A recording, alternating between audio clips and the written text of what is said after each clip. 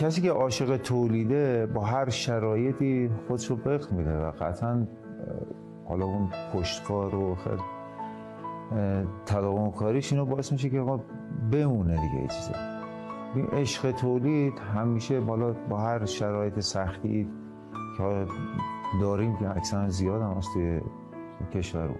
یه وقتایی هست به یه چیزی علاقه دارید، یه وقتایی هست که جونتون اونجاست، بالاخره زندگیتون اونجاست. حالا بعضی وقتا آدم از زندگیش میزنه میره یه جای زندگی بهتر چیز میکنه، ولی کار کردن تو ایران خیلی خوبه. حالا اگر بگم ایران، چه احساسی به کلمه ایران دارید؟ چه ارقی دارید؟ چه حالی دارید؟ چه حسی دارید؟ ایران اسم بزرگیه. ما تو شرایط بسیار سختی هستیم و ما نه اکثر تولید کننده شرایط سختی هستن. هم دوست دارن شرایط بهتر بشه که انشالله بهتر هم میشه و دوست داریم به حد توانمون تا جایی که میتونیم به ایران خدمت کنیم، کار کنیم. دوست داریم کشورمون پیشرفت کنه.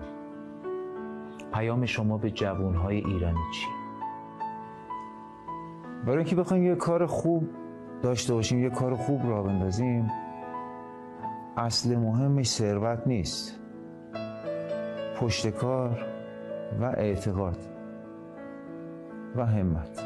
از اون دوران بگید، از دوران کودکی که یواش یواش داره ایران به این سمت و سو شکل میگیره و شما دارید رشد میکنید. خاطرات اون وقت بگم بهتون، ما بچگی که یادم میاد همه بمبارون بود. ما اون وقت تو شیراز زندگی میکردیم، همیشه بمبارون بود و بالاخره همیشه پناه گرفتن بود و مجبور بودیم بریم شهرستان اطراف که اون زمانه جنگ و این چیزا. شرایط نسبت به اون موقع الان خیلی بهتر شده. ازاد